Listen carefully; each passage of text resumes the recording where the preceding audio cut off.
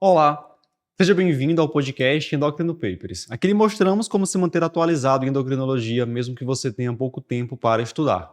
Eu sou Ícaro Sampaio. Eu sou Eric Trovão. E o assunto hoje é reposição de vitamina D. Tudo sobre o calcifediol.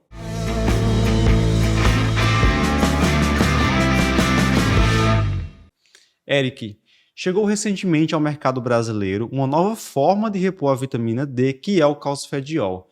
E assim, se tem medicação nova, é certeza que haverá várias dúvidas. Isso, já me perguntaram bastante. É superior ao colecalciferol? Quando é que eu vou preferir um ou outro? Qual é a dose utilizada? Como prescrever? Há alguma diferença de posologia? Enfim, a gente vai discutir tudo isso hoje. E vamos começar, obviamente, explicando o que danado é o calcifediol. Fala aí pra gente. Vamos lá, pra gente falar o que é o calcifediol, a gente tem que lembrar rapidamente o metabolismo da vitamina D, porque a gente tem vários metabólitos dessa vitamina D.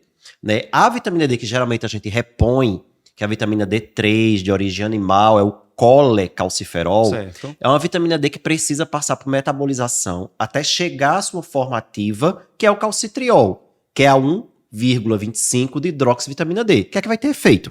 Certo? Só que no meio, entre o colecalciferol e a forma ativa, que é o calcitriol, a gente vai ter uma hidroxilação hepática desse colecalciferol, ele vai para o fígado, tem uma enzima lá, 25-hidroxilase, que vai colocar um hidroxila lá na sua molécula e sai de lá 25-hidroxilase. Essa 25-hidroxilase vai para o rim para ser ativada em calcitriol. Essa 25-hidroxilase, que inclusive é o metabólito que a gente dosa para saber se o paciente tem ou não deficiência de vitamina D, é exatamente essa 25-hidroxivitamina D, ela é o calcifediol. Certo? Entendi. Então ele pula uma etapa da metabolização. Ele pula uma etapa da metabolização. E quando eu dou a vitamina D3, que é o calciferol, eu sei que ele vai ter que passar pelo fígado, aí depois passar pelo rim, para ter a formativa e ter efeito. Certo? Quando eu dou o calcifediol, eu já pulei a etapa do fígado, porque ele já é um metabólito que sai do fígado. Que é exatamente o que a gente dosa, Que é exatamente o que a gente dosa. 25-hidroxivitamina D. Isso. Perfeito. Teoricamente, na prática a gente vai falar, pode ser outra coisa, mas teoricamente, quais são as vantagens do calcifediol em relação ao colecalciferol? A primeira vantagem está na absorção intestinal. Né, a absorção intestinal do calcifediol ela é mais eficaz do que a do colecalciferol. Ela ocorre de forma mais rápida. Um dos motivos para isso é que o calcifediol ele é absorvido diretamente do sistema porta, ali é hepático, né? Já o colecalciferol, ele vai pelo sistema linfático, lembra que é uma vitamina lipossolúvel, então vai pelo sistema linfático para poder chegar à corrente sanguínea. Caminho mais longo. Caminho mais longo, é só pensar assim, que é um caminho mais demorado. Então, realmente, a absorção do calcifediol é melhor. Certo. Isso já faz a gente imaginar que ele seria uma opção mais atrativa para aqueles pacientes que têm problema de absorção intestinal. Perfeito. Certo?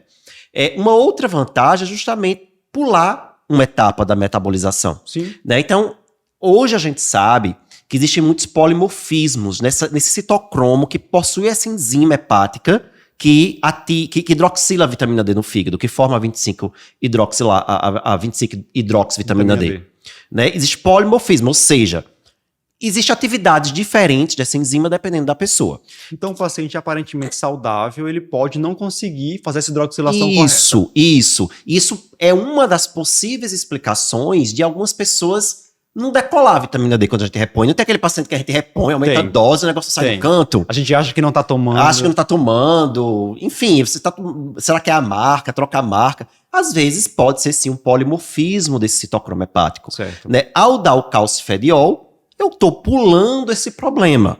Né? Claro que eu tô falando aqui de uma vantagem teórica. Do ponto de vista biológico, então, parece ser muito melhor. Né? Isso. Absorção mais fácil e pula uma fase do metabolismo. Agora, a gente pratica uma medicina baseada em evidências. Isso. E considerando as evidências, eu posso dizer que o calcifediol é superior ao colecalciferol em relação à redução de desfechos, principalmente desfechos ósseos? Não posso dizer isso porque a gente não tem estudo de desfecho com calcifediol. Né? Eu preciso ainda... os estudos que eu tenho são estudos pequenos, que mostram que a absorção é melhor, que os níveis de 25-hidroxivitamina D aumentam mais rapidamente, o que é lógico, porque eu estou dando a 25-hidroxivitamina D, que é o que eu vou dosar. Então, mais rapidamente atinge o nível ótimo. Agora, se essa droga vai ser melhor do ponto de vista de desfecho em relação ao colecalciferol, eu não sei. Eu tenho dúvida em relação ao desfecho do colecalciferol, da vitamina D. São tantas dúvidas, tantos estudos frustrantes que a gente tem, até do ponto de vista ósseo mesmo. Já que a gente está falando de osteoporose, né, os estudos pivotais com as medicações que são utilizadas para tratar a osteoporose, por exemplo, bisfosfonatos, os pacientes estavam utilizando colecalciferol. Aí eu chegar agora não, vamos substituir pelo calcifediol todo mundo, não dá para eu fazer isso, porque eu não tenho estudo dizendo que vai manter a eficácia. Excelente. Da própria droga anti-osteoporose que eu tô fazendo. Falta ainda uma evidência que mostre realmente uma superioridade do calcifediol em relação ao colecalciferol. Principalmente em relação a desfecho. Ou seja, eu vou trocar agora dos meus pacientes o colecalciferol pelo calcifediol? Não há evidência para dizer isso. Certo. Considerando tudo isso, né? Essas vantagens biológicas, o que a gente tem de evidência, quais são as situações que agora, a partir de hoje, na nossa prática, eu devo preferir o calcifediol? Pronto.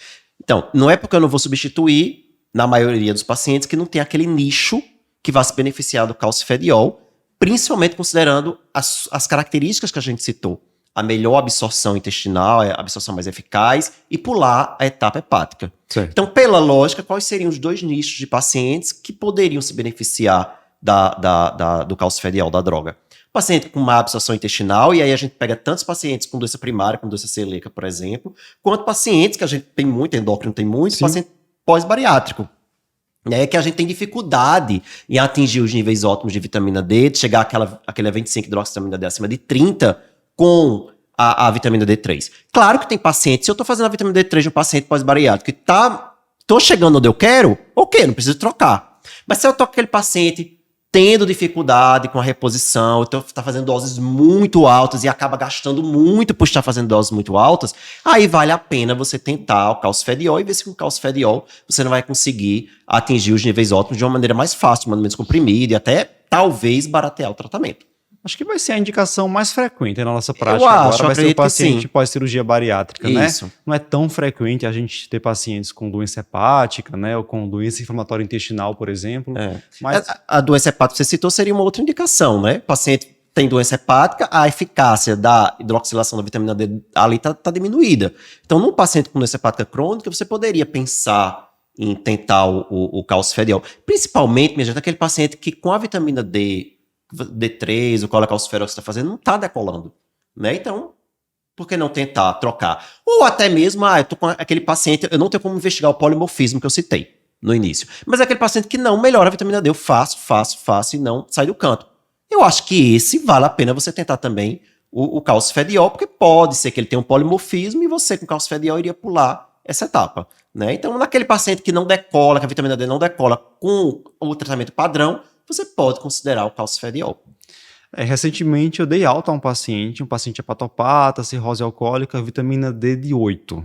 Imagine, né? Já com risco de fazer uma osteomalácia. Isso. E aí eu optei pelo calcifediol por esse motivo. Não tenho ainda muitos pacientes em uso da medicação, a gente está começando a prescrever agora, né?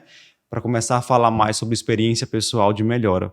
Mas ele deve retornar em breve. Eu tenho uma paciente pós-bariátrica que estava usando 3 comprimidos por semana, 50 mil unidades de vitamina D, e a vitamina D dela nunca chegou acima de 30. 3 de 50 mil? 3 de 50 mil nunca chegou acima de 30. Então, é um caso difícil. Então, essa paciente já troquei. Uma coisa que a gente observa com o calcifediol é que você não precisa esperar tanto para redosar a vitamina D, né? Porque você está dando já a substância que você vai dosar. Sim. Então, com pouco tempo, você já pode ver alguma resposta. Ela voltou com 15 dias e com 1 comprimido por dia de calcifediol, com 15 dias de tratamento, ela estava com a vitamina D igual já a quando ela estava usando 3 comprimidos de 50 mil. Aí eu já fiquei animada, achando que talvez aí, com mais alguns dias, né, ela consiga chegar a um nível mais alto. Estou aguardando. E com custo menor. Com custo menor, no final das contas. Certo, Eric. Indiquei. Agora, como é que eu vou fazer a prescrição do calcifediol? Pronto. Que foi justamente o que eu fiz para essa paciente, né? A prescrição... Primeiro, lembrar o que a gente tem disponível, qual é a apresentação. A apresentação do calcifediol é de 10 microgramas, um comprimido de 10 microgramas. E isso foi o aprovado pela Anvisa no Brasil, porque, na verdade, o Brasil aprovou, a Anvisa aprovou como suplemento alimentar. Se a gente for pegar os estudos, a maioria dos estudos que mostraram um aumento da vitamina D sérica com o uso do calcifediol, eles usaram dose de 20 microgramas. De uma forma geral, você pode fazer de 10 a 20 microgramas por dia, ou seja, 1 a 2 comprimidos. A gente tem a prestação de 10 microgramas para fazer 20 microgramas, a gente faz 2 comprimidos por dia, Sim. certo? E não tem, é dose diária. Não é como colecalciferol que eu posso fazer doses semanais. Não há estudo com doses semanais e até a gente tem que ter medo, assim, um certo receio, porque se você fizer uma dose muito alta de uma vitamina D, um metabólico que já está pulando uma etapa, você já diminuiu aí o controle metabólico, fisiológico dessa medicação que eu estou dando. Então, Sim. será que o risco de hipercalcemia, de intoxicação é maior? Não, é interrogação, não posso dizer nem que sim nem que não.